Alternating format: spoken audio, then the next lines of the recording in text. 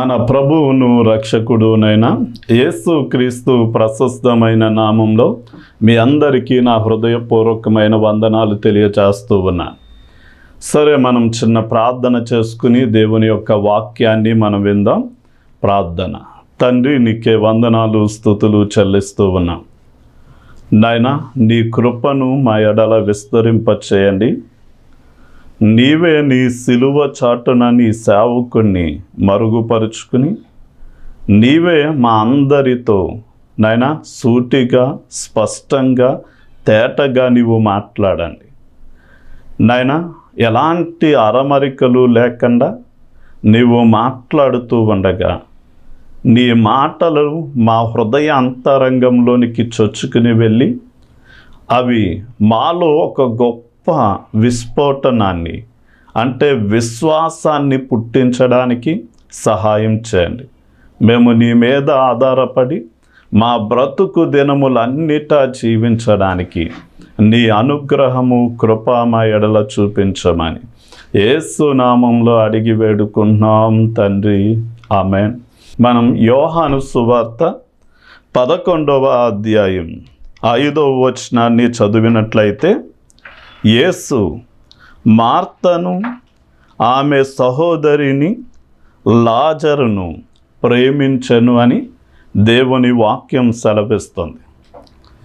అంటే యేసుక్రీస్తు వారు మార్తను, ఆమె సహోదరి అయిన మరియను, వారి యొక్క సహోదరుడైనటువంటి లాజరును ప్రేమించెను అని.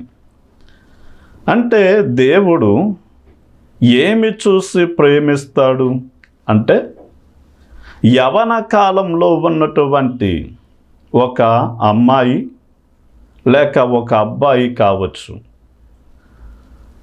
ఎదుట వ్యక్తి యొక్క ఎత్తును చూసి ప్రేమించేవారు ఉంటారు, అందాన్ని చూసి ప్రేమించేవారు ఉంటారు, పర్సనాలిటీని చూసి ప్రేమించేవారు ఉంటారు, పొడవాటి జుట్టును చూసి ప్రేమించేవారు ఉంటారు. ఇలా చెప్పాలి అంటే మరికొంచెం మంది వారి వ్యక్తిత్వము, పనులను బట్టి లేక విద్యా బుద్ధులను బట్టి, ఆస్తి పాస్తులను బట్టి ప్రేమించేవారు ఉంటారు. అయితే యేసుక్రీస్తు వారు ప్రేమించారు అంటే అసలు మార్తలో, మరియలో, లాజరులో ఎలాంటి విషయాలను బట్టి ప్రేమించి ఉంటారో మనం కొన్ని విషయాలను నేర్చుకుందాం.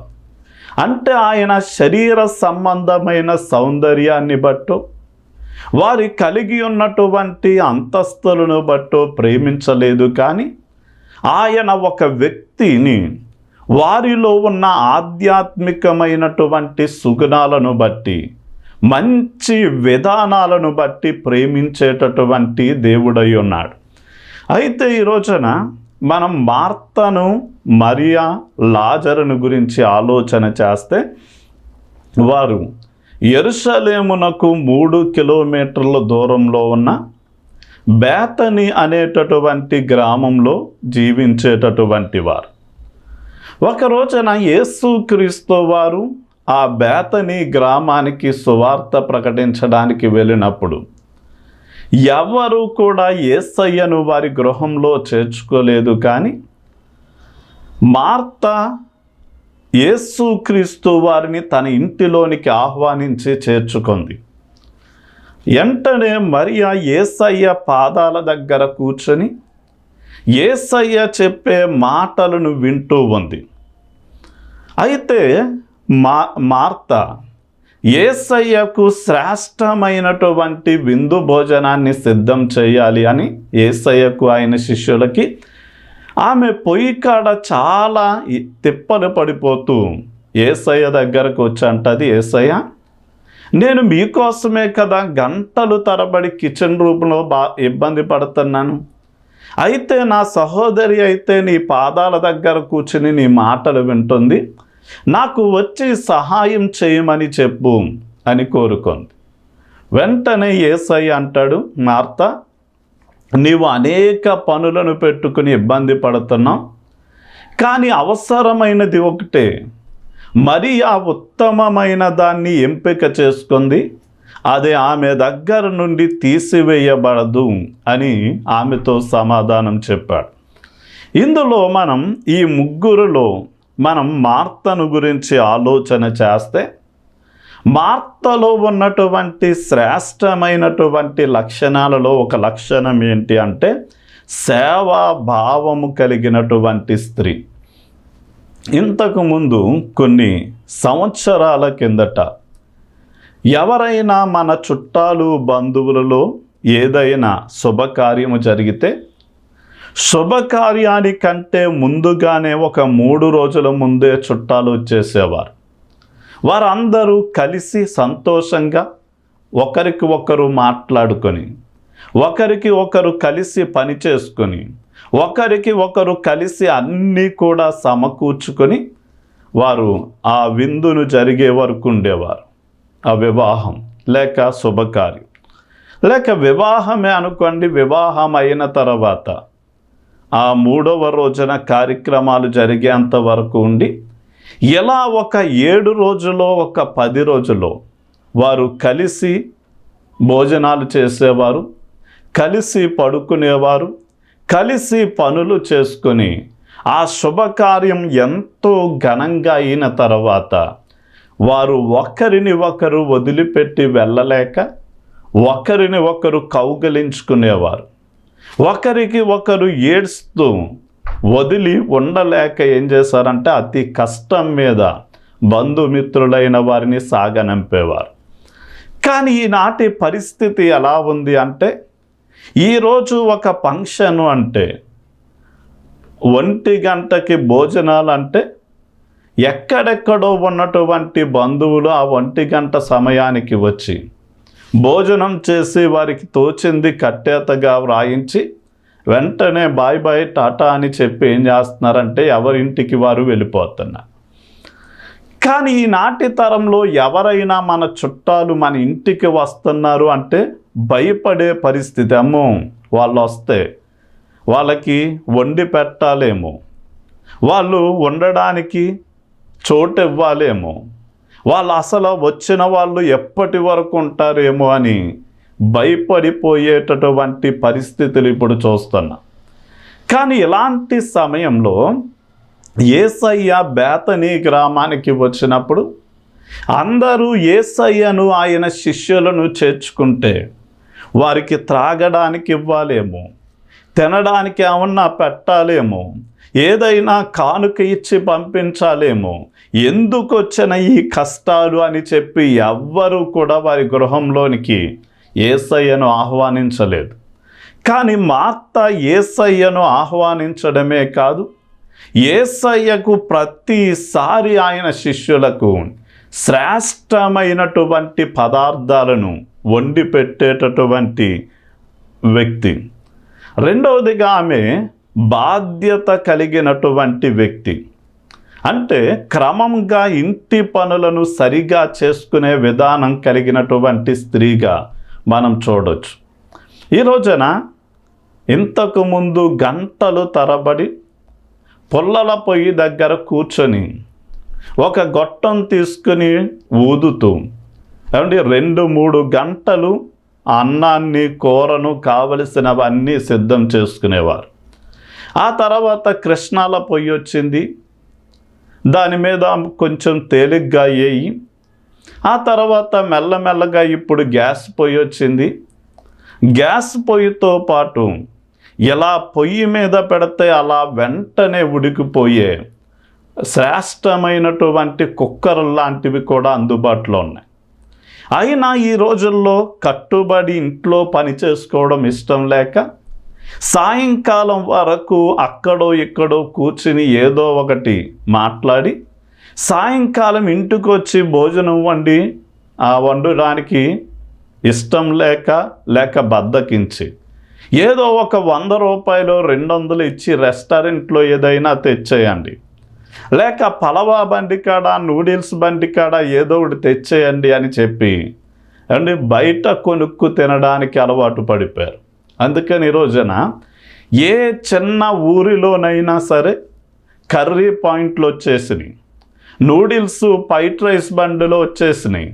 ఎక్కడ చూసినా పలవ సెంటర్లు కనపడుతున్నాయి. అంటే కారణం ఏంటి అంటే, ఎంత సులువుగా వంట చేసుకునే పరిస్థితిలో కూడా అలా కట్టుబడి క్రమంగా ఇంటి పని చేసుకోవడం ఇష్టం లేక బయట కొనుక్కు తెచ్చుకు తినడం అలవాటైపోయింది. కానీ మార్త అలాంటి స్థితిలో లేదు. కానీ క్రమముగా బాధ్యతగా ఇంటి పని చేసుకునేటటువంటి స్త్రీ. అంటే బైబిల్ గ్రంథంలో కూడా యేసు ప్రభువుల వారు అక్రమమైనటువంటి వ్యక్తులకు ఆయన విలువనివ్వలేదు. అక్రమకారులు ఎవ్వరూ కూడా పరలోక రాజ్యము చేరరు అని చెప్పేశాడు.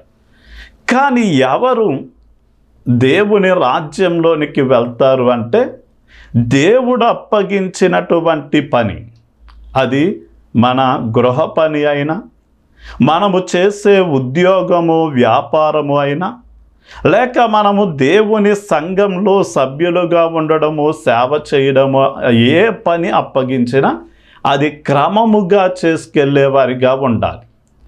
దేవుడు నోవాహును దర్శించి అన్నాడు, జలప్రలయం నుండి నీవు తప్పించబడాలి అంటే ఇదిగో నేను ఇచ్చిన కొలతల ప్రకారం వాడను కట్టు అన్నాడు.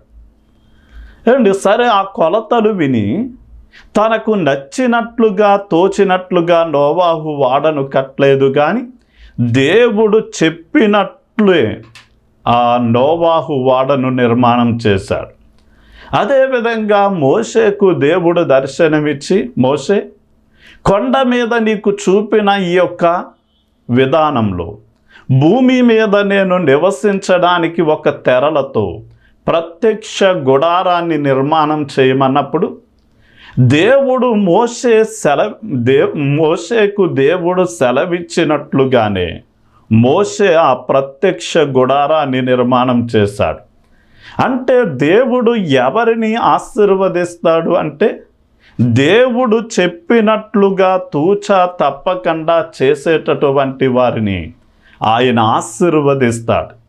అందుకనే మార్త సేవా భావము కలిగి యేసయ్యను ఇంటిలో ఆయన శిష్యులను చేర్చుకొని వారికి ఆతిథ్యం ఇవ్వడం, అలాగే ఇంటి పనులను సక్రమముగా చేసుకోవడం మనం చూస్తాం. ఆమెలో ఉన్న మూడవ లక్షణం ఏంటి అంటే, ఆమె చురుకైనటువంటి స్త్రీగా మనం చూడగలం. అంటే పనిలో బద్ధకస్తులైనటువంటి వారు చివరికి వారు దరిద్రులుగా మారిపోతారు. కానీ చురుకుగా ఉండడం గొప్ప భాగ్యమని, ఇలా చురుకుగా తమ పనులను నేర్చుకునేటటువంటి వారు సామాన్యుల ఎదుట కాదు కానీ వారు చివరికి రాజుల ఎదుటే నిలబడతారు. రాజులు లాంటి వారు వారిని కోరుకొని పనిలో పెట్టుకుంటారు అని మనం తెలుసుకోవాలి. కనుక మార్త ఎలాంటి విధానాన్ని కలిగి ఉంది అంటే, పని చేసేటటువంటి విధానాన్ని కలిగి ఉంది. ఇప్పుడు రెండవదిగా మనం మరియను గురించి ఆలోచన చేస్తే, మరియలో ఉన్నటువంటి ఒక 3 శ్రేష్టమైనటువంటి లక్షణాలను మీ ముందుంచుతాను. ఆమె యేసయ్య తన ఇంటిలోనికి వచ్చినప్పుడు యేసయ్య పాదాల దగ్గర కూర్చొని ఆయన మాట వినడం మనం చూస్తాం. అంటే ఆమెకు ఆధ్యాత్మికమైనటువంటి దృష్టి ఉంది. ఉదాహరణకి దేనికి ప్రాధాన్యతనివ్వాలో దానికే ప్రాధాన్యతనిచ్చింది. అంటే ఈ రోజున మనం చాలామంది ఆదివారం 11 గంటలకి ప్రార్థన అని అంటే, చాలామంది ఏం చేస్తారు అంటే చాలా లేటుగా 12 గంటలకి 12:30కి అవసరమైతే ఆశీర్వాదం ఇచ్చే టయాన్ని వచ్చేవాళ్ళు ఉంటారు. ఎందుకు ఇంత లేట్ అయింది అంటే, వాళ్ళు చెప్పే మాట ఎలా ఉంటుందంటే, పనులు అవ్వలేదు. అంటే ఎందుకు పనులు అవ్వలేదు అని మనం ఆలోచన చేస్తే, ఉదాహరణకి ఒక స్టూడెంట్ 9 గంటలకల్లా క్లాస్ రూమ్లో ఉండాలి. ఒక కూలి పని చేసేవాడు 8 గంటలకల్లా పనికాడికి వెళ్ళాలి. ఒక ఉద్యోగం చేసేవాడు 10 గంటలకల్లా ఉద్యోగంలోనికి వెళ్ళాలి. అంటే సంవత్సరానికి 365 రోజుల్లో 300 రోజులు పోని డ్యూటీ ఉంటుంది అనుకుంటే అన్ని రోజులు కూడా తూచా తప్పకుండా అదే సమయానికి వెళ్తారు. మరి వాళ్ళకి ఎలా సాధ్యమవుతుంది అంటే వారు ఎన్నిక చేసుకున్నటువంటి స్కూలు లేక ఆ ఉద్యోగం పని వారు ప్రధానమైనదిగా ఎన్నుకొని దానికే ప్రాధాన్యతనిచ్చారు గనక అంతకు ముందున్న తక్కువ సమయంలో త్వరగా స్నానం చేయడం, బట్టలు వేసుకోవడం, ఏదో ఒకటి తినేయడం, త్వరగా వెళ్ళిపోవడం. అలాగే మనం కూడా దేవునితో ఉండడం, దేవుని మాట వినడం, దేవుని గురించి నేర్చుకోవడానికి ప్రాధాన్యతను మనం ఇస్తే మిగిలిన పనులు చేసుకుంటాం. కానీ అవి ఎంత త్వరగా చేసుకోవాలో అంత త్వరగా చేసి ఆ సమయానికి దేవుడి దగ్గరకు వచ్చి మనం ప్రార్థనలో ఏకీభవిస్తాం. అలాగే మరియా ఆమె అనవసరమైన వాటికి సమయాన్ని కేటాయించక అవసరమైనదేదో దాన్ని గుర్తించి దాన్ని చేయడానికే ఆమె ప్రాధాన్యతనిచ్చింది. ఈరోజున ఏది మనకి ప్రధానమైనది అంటే, ఉదాహరణకి మనం ఈ లోకం నుండి పరలోకం వెళ్ళాలి అంటే ఈ పరలోక యాత్రను ప్రారంభించేటప్పుడు మనం చిన్నపిల్లల్ని తీసుకుని ఎక్కడికైనా వెళ్తూ ఉండగా ఈ మధ్యలో ఎక్కడైతే రంగురంగుల బుడగలు కనపడతాయో, రంగురంగుల ఆట వస్తువులు కనపడతాయో, వాళ్ళు ఏం చేస్తారంటే చిన్నపిల్లలు అమాయకమైన జ్ఞానం గనక వారు వెళ్ళవలసిన గమ్యస్థానాన్ని మర్చిపోయి ఆ బెలూన్స్ దగ్గర, ఆట వస్తువుల దగ్గర ఆగిపోయి అక్కడే ఉండిపోతారు. ఈ రోజున మనం కూడా ఇక్కడ నుండి పరలోకానికి ప్రయాణం యాత్ర ప్రారంభించాం. ఈలోగా మనకి ధనము అనేది లేక ఒక ఉద్యోగము, వ్యాపారము అనేది, సుఖభోగాలు లాంటివి ఏదో ఒకటి మనల్ని ఏం చేస్తుంది అంటే తన వైపు ఆకర్షిస్తుంది. అయితే మనం పరలోకానికి ప్రాధాన్యతనిస్తే వాటన్నిటికీ ప్రాధాన్యత ఇవ్వకుండా వాటిని ప్రక్కన పెట్టి ఆ గురిని చేరడానికే మనం ప్రయత్నం చేస్తాం. ఒకవేళ దానికి ప్రాధాన్యతనివ్వకపోతే చిన్నపిల్లలు ఆ బుడగల దగ్గర ఆగిపోయినట్లుగానే మనం కూడా ఏదో ఒక దానికి ప్రాధాన్యతనిచ్చి దానికి దగ్గరే ఆగిపోయి ఆ పరలోకము అనే శ్రేష్టమైన దాన్ని పోగొట్టుకుంటాం. కనుక మరియలా మనం దేనికి ప్రాధాన్యతనివ్వాలో గుర్తించి దేవునికే ప్రాధాన్యతను ఇవ్వడం నేర్చుకోవాలి. రెండవదిగా మరియా యేసయ్య పాదాల దగ్గర కూర్చుంది అంటే ఇది వినయ భావాన్ని సూచిస్తూ ఉంది. ఈ రోజున చాలామంది మాకు అన్నీ తెలుసు, మాకు ఎవ్వరు ఏమీ నేర్పించక్కర్లేదు అన్నట్లుగా అవసరమైతే వారికి పాఠాలు చెప్పే లెక్చరర్స్ మీదే వారు ఏం చేస్తున్నారు అంటే తిరుగుబాటు చేస్తున్నారు. మా చిన్నప్పుడు మా యొక్క తండ్రి గారు అంటే వారు విధానాల ద్వారా మేము స్కూల్కి వెళ్ళి చదువుకుని మంచిగా చదువు కొనసాగించే పరిస్థితులు లేవని నేను ఒక అబ్బాయితో మాట్లాడుతుండగా ఆ అబ్బాయి తిరిగి ఒక మాట చెప్తున్నాడు, పాస్టర్ గారు మీరు మీ చిన్నప్పుడు మీ నాన్నగారు లాంటి వారు బాగా త్రాగి వచ్చి గొడవలు చేస్తే మీరు సరిగ్గా చదువుకోలేకపోవచ్చు, కానీ ఇప్పుడు 10th, inter first year, second year, degree చదివే విద్యార్థులు పేకల దాకా మద్యం సేవించి వాళ్ళు డైరెక్ట్గా కాలేజీకి వచ్చేస్తున్నారు. అంటే వాళ్ళని ఎవరో చెరపక్కలేదు కానీ వాళ్ళే తమను తాము పాడు చేసుకుంటున్నారు అని చెప్తున్నారు. అలాగే ఒక అమ్మాయి దగ్గర ఒక లెక్చరర్, టీచర్ సెల్ ఫోన్ తీసుకుంది అని చెప్పుతో కొట్టిన ఉదంతాన్ని మనం మీడియాలో చూసాం. అదేవిధంగా రీసెంట్గా ఒక అబ్బాయి గంజాయి లాంటి దాన్ని సేవించి ఆ మత్తులో మాస్టర్ని కొట్టడం, ఇలాంటి పరిస్థితులు చూస్తున్నాం. అంటే ఈనాటి తరము ఎలా ఉంది అంటే మా మీద చెయ్యి పడకూడదు, మాకు అన్నీ తెలుసు, మాకు ఎవ్వరు చెప్పక్కర్లేదు అన్నట్లుగా నేర్చుకునేటటువంటి మనస్సును కోల్పోతున్నారు. కానీ మరియా యేసయ్య పాదాల దగ్గర కూర్చుంది అంటే ఒక శిష్యునికి ఉండవలసిన వినయం, ఒక శిష్యునికి శిష్యురాలికి ఉండవలసిన నేర్చుకునే తత్వం ఉంది గనక ఆమె యేసయ్య పాదాల దగ్గర ఉండి ఆమె పాఠాలను నేర్చుకుంటుంది. ఇక ఆమెకు చాలా శ్రద్ధగా వినడం మనం చూస్తాం. ఈ రోజున చాలామంది మందిరంలోనికి వస్తారు కానీ వారు అటు ఇటు దిక్కులు చూడడం, వారితో వీరితో మాట్లాడడం, నిమిషానికి ఫోన్ తీసి మెసేజ్లు పెట్టడం, లేక అందులో వాట్సాప్ ఫేస్బుక్ లాంటిది చూడడం, అంటే శ్రద్ధ నిలపలేకపోతూ ఉన్నారు. కానీ మరియా అయితే ఆమె యేసయ్య మాటల మీద శ్రద్ధ నిలిపి చాలా జాగ్రత్తగా వాటిని వింటున్నట్లుగా మనం చూడవచ్చు. ఈ రోజున సంఘంలో ఒక ప్రశ్న వేసినప్పుడు మీరు మార్తలాగా ఉండాలనుకుంటున్నారా, మరియలా ఉండాలనుకుంటున్నారా అంటే చాలామంది మార్త ఏదో తప్పు చేసినట్లుగా భావించి మరి అలాగే ఉండాలి పాస్టర్ గారు అంటారు. కానీ మనం తెలుసుకోవలసిన విషయం ఏంటి అంటే మార్త చేసింది 100కి 100% మంచి పని. ఆమె సేవాభావం కలిగి ఇంటి పనులు క్రమంగా చేసుకుంటూ చాలా చురుకుగా వచ్చిన అతిథులకు శ్రేష్టమైనటువంటి ఆహార పదార్థాలు పెట్టేది. అంటే మనం మార్తలాగా పనిచేసేవారిగా ఉండాలి. అదే సమయమందు మరియలాగా మనం దేవుని యొక్క మాట వినేవారిగా ఉండాలి. అంటే నేను పని చేయను దేవుని మాట వింటానంటే కుదరదు. అలా అని నేను పని చేస్తాను కానీ దేవుని మాట వినను అన్న అది కుదరదు.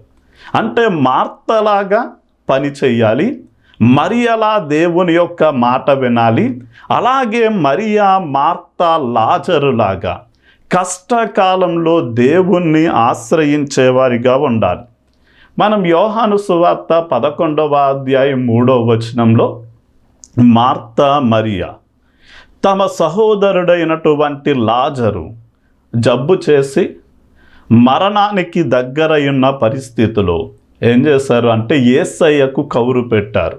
యేసయ్య, ఇదిగో మా సహోదరుడు జబ్బు పడ్డాడు, చాలా బాధపడుతున్నాడు, వచ్చి అతన్ని బాగు చేయమని కోరారు.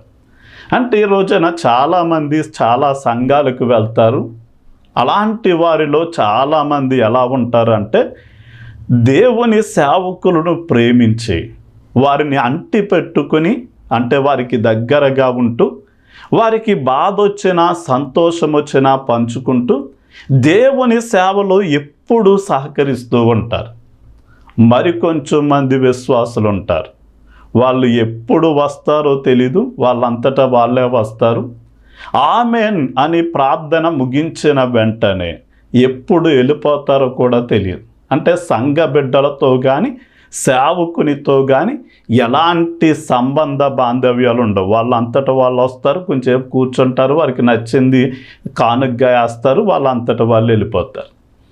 కానీ ఈ రోజున మనం తెలుసుకోవలసిన సత్యం ఏంటి అంటే ఏ సంఘానికి వెళ్ళే విశ్వాసి ఆ సంఘ సభ్యులతో సేవకునితో మంచి సంబంధ బాంధవ్యాలు కలిగి వారికి సంతోషం వచ్చినా కష్టం వచ్చినా దైవజనునికి వారు తెలియచేస్తే వారు వారి సంఘం గురించి సంఘ బిడ్డల క్షేమం గురించి ప్రార్థన చేస్తారు. ఇప్పుడు యేసుక్రీస్తు వారు లాజరుకి బాగోలేదని తెలిసి ఆయన కావాలని కొన్ని దినాల పాటు ఉండిపోయాడు. ఈలోగా లాజరు చనిపోయాడు, సమాధి చేయబడ్డాడు. 3 రోజులు పూర్తయింది. 4వ రోజున యేసయ్య బేతనీ అనే గ్రామానికి మార్తా మరియల దగ్గరకు వచ్చినప్పుడు మార్తా యేసయ్యను ఎదుర్కొని చాలా కన్నీరు మున్నీరుగా ఏడుస్తుంటుంది. యేసయ్య, మీరు ఇక్కడుంటే నా సోదరుడు చనిపోయి ఉండేవాడు కాదు అని ఆమె మాట్లాడి వెంటనే యేసయ్య అంటాడమ్మా, పునరుత్థానము జీవము నేనే, నా యందు విశ్వాసం ఉంచితే చనిపోయిన వారు కూడా తిరిగి బ్రతుకుతారు అని ఆయన మాట్లాడు. బ్రతికి నా యందు విశ్వాసముంచిన వాడు ఎన్నడూ కూడా చనిపోడని మాట్లాడి ఆయన సమాధి దగ్గరకు వచ్చి రాయి పొర్లించండి అంటాడు. యేసయ్య ఇప్పటికే 3 దినాలు పూర్తయింది అంటే బాడీ డీకంపోజ్ అంటే అది ఉబ్బిపోద్ది, ఆ మాంసం పాడైపోద్ది, కుళ్ళు కంపు కొట్టేస్తుంది గనక ఏ మాత్రం కూడా తీయడం మంచిది కాదు అంది.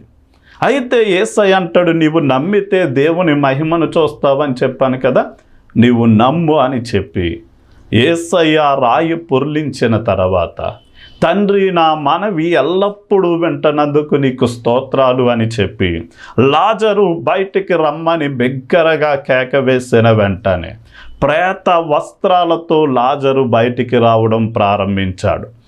అంటే ఈ రోజున యేసయ్య ఈ యొక్క మార్త మరియా లాజరు కుటుంబాన్ని ప్రేమించడానికి గల కారణం ఏంటి అంటే, మార్త పనిచేసేటటువంటి స్త్రీ, అంటే ఆమె యేసయ్యకు లేక శిష్యులకి ఆమె ఎల్లప్పుడూ ఆతిథ్యం ఇచ్చే మంచి స్త్రీ. అలాగే మరియా యేసయ్య యొక్క మాట వినేటటువంటి స్త్రీ.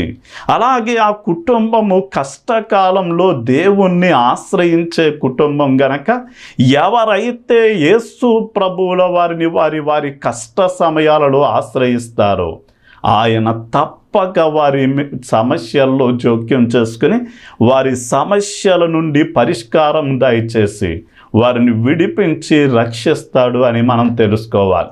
ఈరోజు నీవు ఎలాంటి సమస్యల్లో ఉన్నా, నీవు యేసయ్యను ప్రేమించి యేసయ్య కోసం పనిచేసే వ్యక్తిగా, లేక యేసయ్య మాట వినే వ్యక్తిగా, యేసయ్యను కష్టకాలంలో నీవు ఆశ్రయించే వ్యక్తిగా ఉంటే దేవుడు ఖచ్చితంగా నీ సమస్యలన్నిటికీ పరిష్కారం చూపి నిన్ను నీ సమస్యల్లోండి లేవనెత్తుతాడు అని చెప్తూ నా మాటల్ని ముగిస్తున్నాను. చిన్న ప్రార్థన చేసుకున్నాం.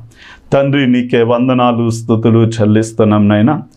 ఈ సమయం అందు ఎవరైతే ఈ మాటలు విన్నారు, నమ్మితే నీ మహిమను చూస్తారు అని వాగ్దానం చేశావు నాయన. వాగ్దానం చేసిన మీరు నమ్మదగిన దేవుడు గనక ఇప్పుడే నీ బిడ్డలు తమ కష్టకాలంలో నీ వైపు చూస్తూ ఉండగా నిశ్చయముగా నాయన వారి మీదకి నీ బలిష్టమైన హస్తమును చాపి ప్రతి విధమైన అస్వస్థతల నుండి, ప్రతి విధమైన ఆర్థిక పరిస్థితుల నుండి, ప్రతి విధమైన సమస్యల నుండి మీరు విడిపించి నాయన నీ సన్నిధిలో మీరు సాక్షులుగా మీరు నిలబెట్టుకోనండి నాయన. వారిని దీవించండి, నీ హస్తము మీరు తోడుగా ఉంచి నడిపించమని యేసు నామంలో అడిగి వేడుకుంటున్నాం తండ్రి. ఆమేన్, ఆమేన్.